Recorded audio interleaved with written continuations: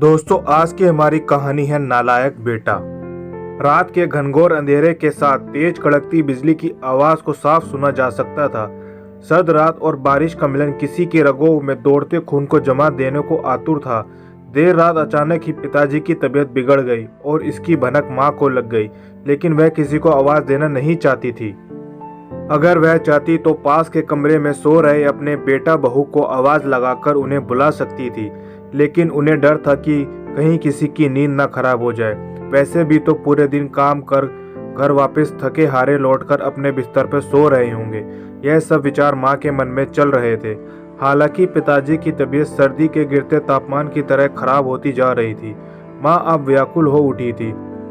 अब वह आवाज लगाकर किसी को बुलाना चाहती थी, साथ ही बराबर अपने पति के सर को अपनी साड़ी के पल्लू से पोंछ रही थी।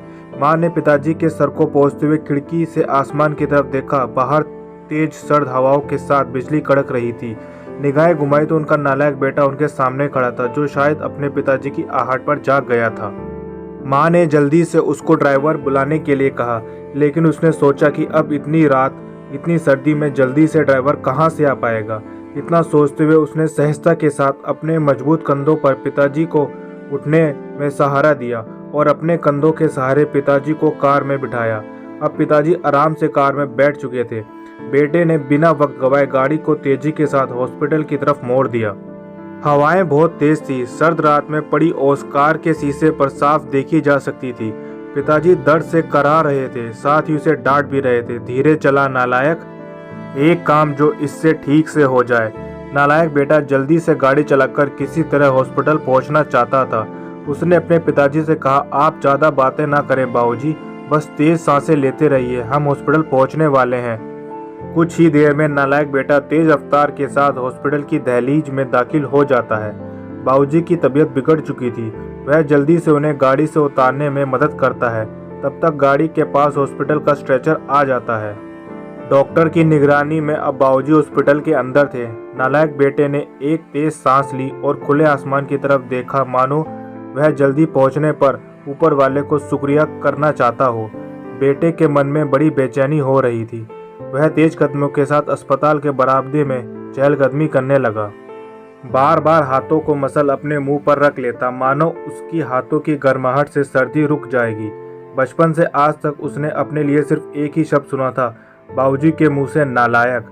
उसने भी कहीं न कहीं अपने मन में यह स्वीकार कर लिया था कि उसका नाम ही शायद नालायक है। तभी तो सभी लोग उससे स्कूल के समय से ही कहते थे कि देखो नालायक फिर से फेल हो गया। इसकी करामात देख कोई इसको चपरासी भी ना रखे, कोई पागल ही इसके साथ शादी करेगी, कोई मूर्ख ही अपनी बेटी का हाथ इसके हाथों में देगा, क्योंकि वह नालायक था।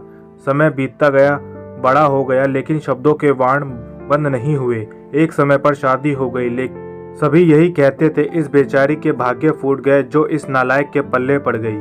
जीवन में अगर कोई था जिसने उसके सही नाम से पुकारा था, वह माँ थी, जिसने उसके असल नाम को जीवित रखा हुआ था। वरना मोहल्ले वालों से लेकर दुनिया की नज़र में उसका नाम नालायक ही पड़ गया था। पर आज अगर बाबूजी को कुछ हो गया तो शायद माँ भी इतना सोचते ही आंखें भर आई। टहलते हुए उसकी निगाह पास बने मंदिर पर पड़ी। वहां जाकर प्रार्थना में डूब गया। प्रार्थना में शक्ति थी या समस्या मामूली। डॉक्टर ने सुबह ही बाबूजी को घर जाने की अनुमति दे दी।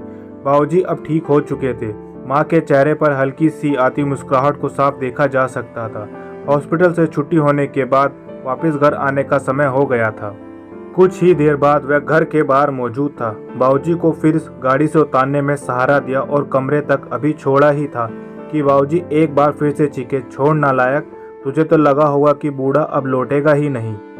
उसने एक निगाह बाबूजी की तरफ देखा और उदास मन से कमरे से बाहर आ गया, लेकिन माँ से अब रहा ना गया।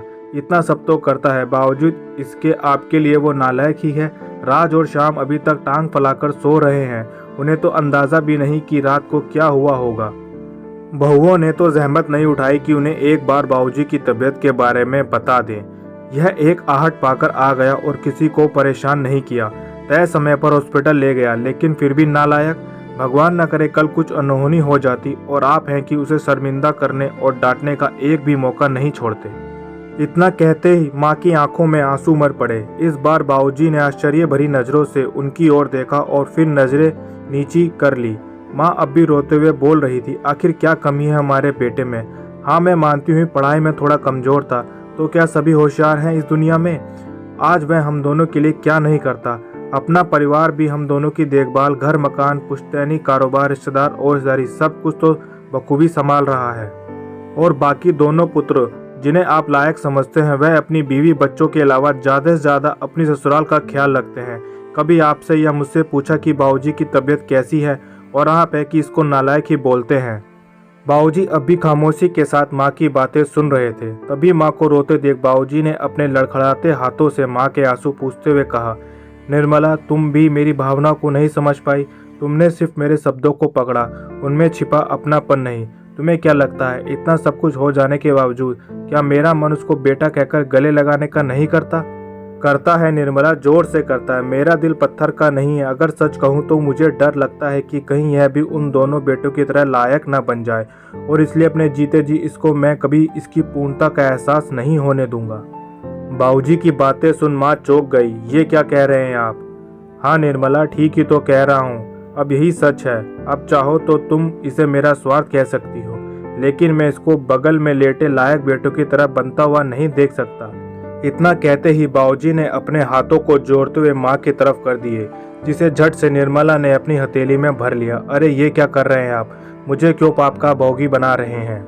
मेरी ही गलती है जो मैं इतने सालों में आपके मन को नहीं पहचाना और हमेशा उसे ताना समझा। दरवाजे के कोने से सटकर नालायक बेटा माँ बाबूजी की बातों को सुन सुनकर आंसुओं से तरबतर हुए जा रहा था। उसका मन करा कि दौड़कर बाबूजी के गले से लग जाए, पर ऐसा करते ही उसके बाबूजी झेप जाते। इतना सोचते ही उसने अपने कमरे की तरफ कदम बढ़ा दिए। अभी कमरे तक पहुंचा ही नहीं था कि एक जोरदार आवाज आई, अरे नालायक, वो दवाइयाँ कहाँ रख दी? गाड़ी में ही भूल गया क्या? कितना भी कर लो, इस लड़के के साथ एक काम इससे ठीक से नहीं होता। दिन भर नालायकों की तरह मटगस्ती करवा लो। नालायक झटपट आंसू पोंछते हुए गाड़ी से दवाइयाँ निकाल कर बाबूजी के कमरे की तरफ दौड़ गया। दोस्तों, अगर आपको हमारी ये कहानी पसंद आई तो इसे लाइक करें और चैनल को सब्सक्राइब करें।